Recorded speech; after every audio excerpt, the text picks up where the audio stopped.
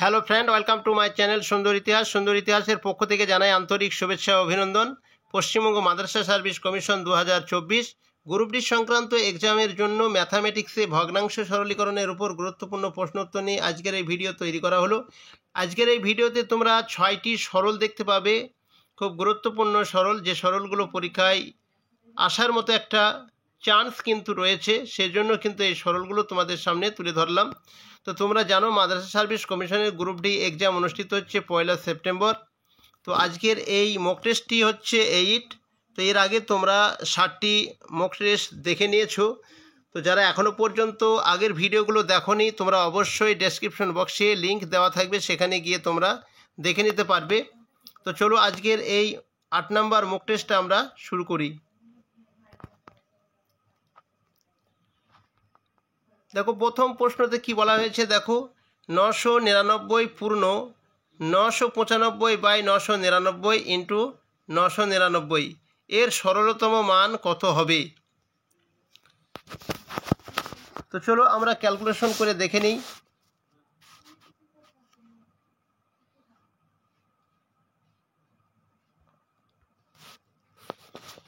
তো এই ধরনের প্রশ্ন যখন তোমরা দেখবে, অবশ্যই তোমরা খেয়াল করবে যে ডান দিকে গণকের যে কটি 9 থাকবে সব সময় সে কটি 9 বসবে, এবং বাম দিকে গণকে যে কটি 9 থাকবে তার জন্য সে কটি 0 বসাতে হবে, এবং এর থেকে সংখ্যাটা থেকে বিয়োগ করতে হবে হর থেকে লব বিয়োগ করতে হবে। তো চলো দেখে নিই। তো প্রথমে আমরা ডান দিকে গণকে দেখতে পাচ্ছি যে 3টে 9 আছে, তাহলে আমরা এখানে 3টে 9 লিখলাম। প্রথমে 3টে 9 লিখে রাখলাম। এই 3টে 9 এবার আমরা দেখব বাম দিকে যে গণক আমরা দেখতে পাচ্ছি, এক্ষেত্রে 3টে 9 আছে, এর জন্য হয়ে যাবে 3টে 0। এই সংখ্যাটা থেকে বিয়োগ করতে হবে কি না, এই যে ভগ্নাংশ সংখ্যা রয়েছে 995/999, এখানে হর থেকে লবটা বিয়োগ করতে হবে। তো হর হচ্ছে 999, তো এই 999 থেকে 995 বিয়োগ করতে হবে। তো দেখো এখানে 9,99,000 হচ্ছে। তো এই সংখ্যাটার সঙ্গে আমরা এই হরের সঙ্গে লবের বিয়োগ করে যেটা পাচ্ছি, দেখো 5 হচ্ছে কয় নয়, 4 নয়। তো 4 মূল সংখ্যাটা থেকে আমরা এবার বাদ দেব। 4 আছে কয়ে 10, 6 10, হাত থাকলো 1, 1 আর কয়ে 10, 9 10, হাত থাকলো 1, 1 আর কয়ে 10, 9 10, হাত থাকলো 1, 1 আর কয়ে 9, 8 9, আর 9 নেমে আসলো, 9 নেমে আসলো। তাহলে দেখো 9,98,996 এই প্রশ্নের সঠিক উত্তরটি হয়ে যাচ্ছে 9,98,996। দেখো অপশনে কোথায় রয়েছে, এখানে এই প্রশ্নের অপশনটি দেখো রয়েছে option C is the correct answer.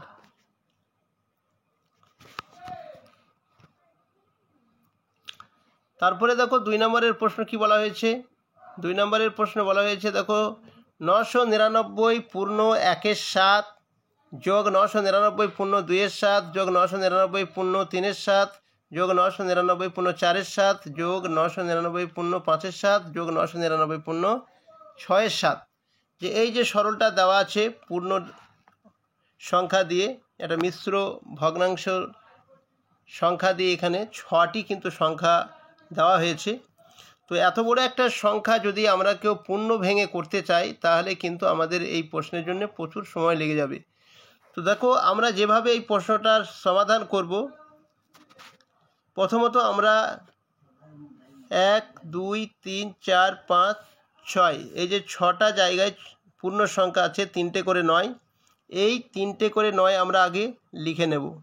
3টে করে 9 লিখে নেওয়ার পরে এবার আমরা দেখব কটার সংখ্যা 6টা, এটাকে আমরা 6 দিয়ে গুণ করব। তারপরে আমরা যোগ চিহ্ন দেবো। এইবার 1-এর 7, 2-এর 7, 3-এর 7, 4-এর 7, 5-এর 7, 6-এর 7 এগুলো পরপর দেওয়া আছে। তাহলে আমরা এটাকে ভগ্নাংশ হিসাবে 1-এর 7 যোগ 2-এর 7 যোগ 3-এর 7, তারপরে 4-এর 7, 5-এর 7, 6-এর 7, এগুলো প্রত্যেকের নিচে আমরা 7 লিখে রাখব। প্রত্যেকটা সংখ্যার সঙ্গে সংখ্যা যোগ হবে। দেখো এটাকে যদি আমরা গুণ করি পেয়ে যাব 6 9 54 4 5, তারপর 6 9 54 আর 5 59, হাতে থাকলো 5, 6 9 54 5 59, 5994, 5994 যোগ এই সংখ্যাটার যদি আমরা লসাগু করি, দেখো এখানে হরে প্রত্যেকের ক্ষেত্রে কিন্তু 7 রয়েছে, তো 7 কিন্তু লসাগু হয়ে যাচ্ছে।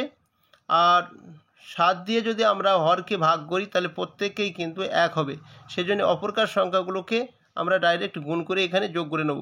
দেখো এখানে 1 2 3 4 5 6, তো যোগ করে নিই সংখ্যাগুলো।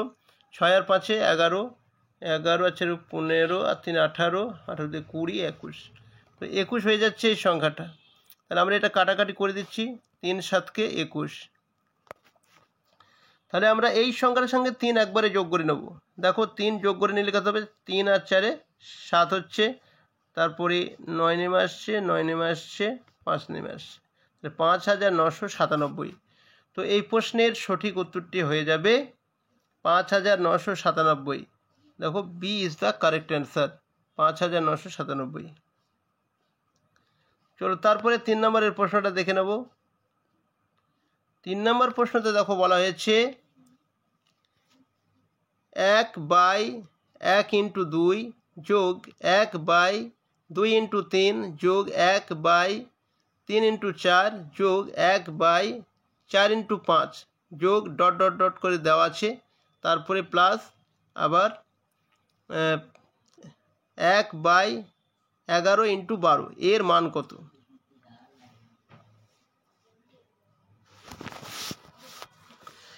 তো এই প্রশ্নটির সমাধান করলে আমরা যেটা পাবো, দেখো জায়গাটা একটু বড় করে নিচ্ছি।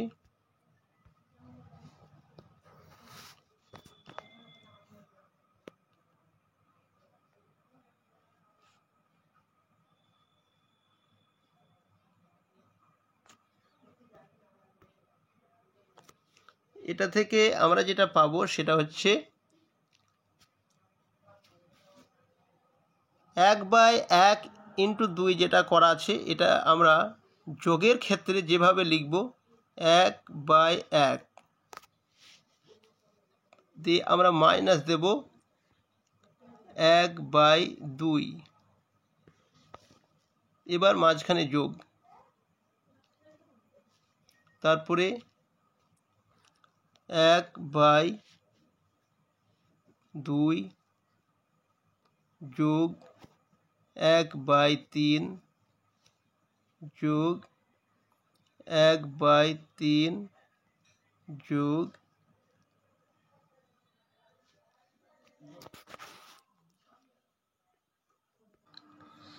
এই ক্ষেত্রে মনে রাখতে হবে, আরেকবার দেখো তোমাদেরকে আগে ফর্মুলাটা আমি বলে দিই। কোনো ভগ্নাংশের হরে দুটি ক্রমিক সংখ্যার গুণফল থাকলে ভগ্নাংশটিকে দুটি পৃথক ভগ্নাংশের বিয়োগফল রূপে লেখা যায়। কিভাবে দেখো আমি একবার একটা লিখে দেখাচ্ছি। যেমন এখানে লেখা আছে 1, নিচে লেখা আছে n × n - 1, এটা লেখা আছে। তাহলে এটাকে আমি কিভাবে পৃথকভাবে লিখব, দেখো ওপরে 1 নিচে n, nটাকে আলাদা করে লিখলাম, এবার পৃথকভাবে মাইনাসটা দিলাম, তারপরে দেখো 1/ এখানে লিখে দিলাম n+1 বা মাইনাস যা থাকবে, যে সংখ্যাটা থাকবে সেটা লিখতে হবে। তাহলে আমরা বুঝতে পারলাম এই সংখ্যাটাকে আমরা পৃথকভাবে দুটো সংখ্যায় কিন্তু বিয়োগফল রূপে লিখতে পারবো। যখন যোগ থাকবে, এটা কিন্তু মনে রাখতে হবে। তো চলো এবার আমরা অঙ্কটায় ফিরে যাই। তাহলে দেখো এখানে 1/1 ইন্টু 2, তাহলে এই সংখ্যাটা আমরা কিভাবে লিখব? দেখো 1-এর 1 বিয়োগ 1-এর 2, আশা করি বুঝতে পেরেছো। এবার যোগ চিহ্ন আছে, যোগ চিহ্নটা দিলাম। তারপরে দেখো কী লেখা আছে, এখানে লেখা আছে দেখো 1/2 ইন্টু 3, তার মানে এটা আমরা প্রথমে লিখব কি 1-এর 2 বিয়োগ 1-এর 2 বিয়োগ 1-এর 3। ঠিক এইভাবে লিখতে লিখতে কিন্তু আমরা চলে যাব একদম, এখানে আছে কত 5 পর্যন্ত আছে, তাহলে আমরা পরপর লিখতে লিখতে চলে যাব। এবার এখানে ডট ডট দেওয়া আছে, তার মানে অনেক সংখ্যা এখানে কিন্তু বাদ রয়েছে। তো সেজন্য আমি আর এটা বেশি লিখলাম না, প্রত্যেকটার ক্ষেত্রে কিন্তু এইভাবে লিখতে লিখতে যেতে হবে আমাদেরকে। তো আমরা শেষটা যেটা আছে সেটাকে একবার লিখে দেখব। এবার এখানে 1/11 ইন্টু 12 আছে, তাহলে এটা আমরা লিখব কি 1-এর 11 বিয়োগ 1-এর 12, জায়গাটা ছোট করে নিলাম একটু। এবার আমাদেরকে মনে রাখতে হবে এই অঙ্কের জন্য প্রথম যে সংখ্যাটা আছে এবং শেষ যে সংখ্যাটা আছে, এই প্রথম সংখ্যার সঙ্গে শেষ সংখ্যার বিয়োগফল করতে হবে। তো দেখো 1/1, 1কে যদি আমরা 1 দিয়ে ভাগ করি 1ই হয়। এবার শেষে দেখব আমরা 1-এর 12 আছে, তাহলে আমরা এখানে লিখে দিলাম 1-এর 12। তো 1 থেকে 1-এর 12 যদি আমরা বিয়োগ করি তাহলে আমাদের অঙ্কটি হয়ে যাবে। দেখো 12 লসাগু এখানে, এবার ভাগ করলে এখানে 1-এর নিচে কিছু নাই, মানে 1 আছে, তাহলে এখানে 12কে 12, এখানে বিয়োগ 12কে 12, মানে 1 হচ্ছে এখানে 1, তাহলে দেখা যাচ্ছে 12 থেকে 1 বিয়োগ করলে 11/12। তাহলে বুঝতে পারলে কত সহজে এইভাবে অঙ্কটা করতে পারা যায়। তো দেখে নাও অপশনে কোথায় আছে 11/12। তো এই প্রশ্নের সঠিক উত্তরটি হয়ে যাচ্ছে দেখো option B is the correct answer, 11/12। চলো তারপরের প্রশ্নটা আমরা দেখে নিই। দেখো এখানে 4 নম্বরের প্রশ্নতে কি বলা হয়েছে, 1 বিয়োগ 1-এর 3 ইন্টু 1 বিয়োগ 1-এর 4 ইন্টু 1 বিয়োগ 1-এর 5, তারপরে ডট ডট ডট, তারপরে 1 বিয়োগ 1-এর n সমান কত। তো দেখো আমরা এখানে প্রত্যেকটা যদি আমরা আগে বিয়োগ করে নিই, 1 থেকে 1-এর 3 বাদ দিলে কত হবে, আমরা 1 থেকে 1-এর 3 বাদ দিলে আমরা 3 লসাগু করবো এখানে। তো 3 থেকে 1 এখানে ভাগ করলে 3 হচ্ছে 1, তার মানে কি এই 3 থেকে 1 বাদ যাচ্ছে, আমি এখানে সরাসরি লিখে দিচ্ছি। দেখো এখানে 2-এর 3 হচ্ছে, এই 2-এর 3 এখানে কিছু নেই, মানে ইন্টু মানে গুণ, তারপরে 1 থেকে 1-এর 4 বিয়োগ করলে কত হবে, এখানে 4 হবে লসাগু, তাহলে এখানে 4 থেকে 1 বাদ গেলে 3 থাকে, সেটা হয়ে যাচ্ছে 3-এর 4, তারপরে গুণ, তারপরে আমরা এখানে দেখব 1 থেকে 1-এর 5 বিয়োগ করলে এখানে 5 লসাগু হচ্ছে, এখানে 5 থেকে 1 বাদ দিলে হচ্ছে 4। এবার এখানে আছে কি ডট ডট ডট দেওয়া আছে, তারপরে শেষে যেটা আছে দেখো শেষের জন্য এগুলো কিন্তু আমরা গুণ চিহ্ন দিয়ে যাব। শেষেরটা হবে 1 বিয়োগ 1-এর n, এটাকে কি করব আমরা, এটাকে লসাগু করব আমরা, n লসাগু হবে, তাহলে এক্ষেত্রে n দিয়ে ভাগ করলে n হয়ে যাচ্ছে, আর এখানে থাকছে মাইনাস n দিয়ে ভাগ করলে 1, 1কে 1 দিয়ে গুণ করলে 1 হয়। তাহলে বুঝতে পারলে আমরা এটা ভগ্নাংশের বিয়োগ করে আগে সংখ্যাটা বার করে নিলাম। এবার এই ক্ষেত্রে বুঝতে হবে, এই ধরনের কোনো অঙ্কের ক্ষেত্রে বুঝতে হবে, এই অঙ্কটা ছিল বিয়োগ, তো আমরা জানি যে প্রথম ভগ্নাংশের লব, এই ধরনের অঙ্কের ক্ষেত্রে প্রথম ভগ্নাংশ দেখো, এখানে প্রথম ভগ্নাংশ হচ্ছে এটা। তো এখানে লব কোনটা আছে? প্রথম ভগ্নাংশের লব 2 হচ্ছে লব, তো 2 আমরা লিখলাম। তারপরে শেষ যে ভগ্নাংশটা আছে সেই শেষ ভগ্নাংশের হর, শেষ ভগ্নাংশের হর আছে কত? n। তাহলে আমরা এখানে লিখে দেব n। এটা হয়ে গেল সঠিক উত্তর। তো কিভাবে করবে তোমরা? তো এরকম করে আগে বিয়োগ করার পরে প্রথম ভগ্নাংশের লব বাই শেষ ভগ্নাংশের হর, এটা যদি আমরা লিখে দিই তাহলে এই প্রশ্নের সঠিক উত্তর হয়ে গেল। অপশনটা দেখে নাও, 2/n। তাহলে এখানে এই প্রশ্নের সঠিক উত্তরটি হয়ে যাচ্ছে অপশন এ, 2/n। আশা করি বুঝতে পেরেছ। তো চলো 5 নম্বরের প্রশ্নটা দেখে নিই। 5 নম্বরের প্রশ্নতে বলা হয়েছে, দেখো 1 বিয়োগ 6 - 13 এর 5 - 7।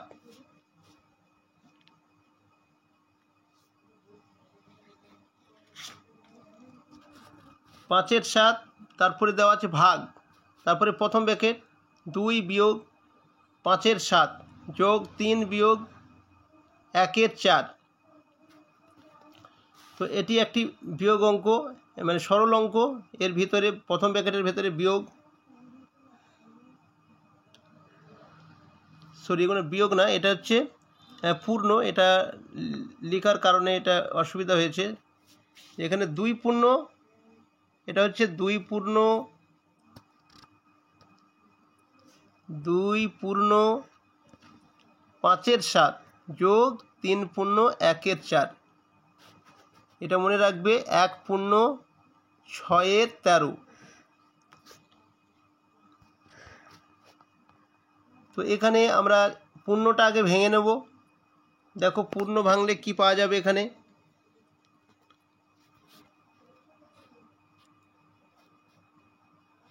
পূর্ণ যদি আমরা ভাঙি,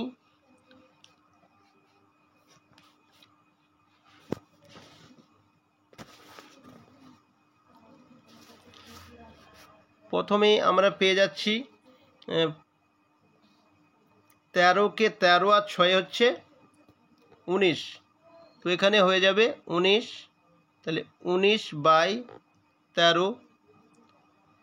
তারপরে গুণ, এর মানে গুণ, এখানে আমরা লিখে দিলাম। তারপরে আছে কি?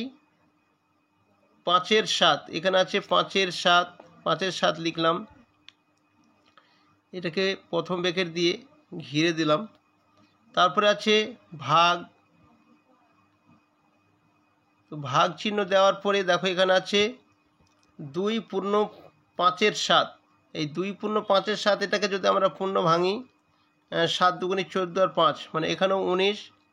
তো এখানে 19 বাই কত হচ্ছে? 19/7। এখানে 19/7, তারপরে 19/7, তারপরে এখানে ভাগ আছে। এই যে সংখ্যাটা যোগ হয়ে গেছে, এটা হবে ভাগ। অবশ্যই এটা ভাগ ধরে নেবে, যোগ হবে না। তো এখানে ভাগ থাকলে আমরা এটাকে সরাসরি একবারে গুণ দিয়ে উল্টিয়ে নেব। দেখো এখানে পূর্ণটা ভেঙে নিই আমরা, 3 - 4 = 12 আর 1 - 13। তাহলে কি হবে? 13/4 হচ্ছে, এটাকে গুণ দিয়ে দিয়েছি, তার মানে এটা আমাদের 4/13 হয়ে গেল। এবার আমরা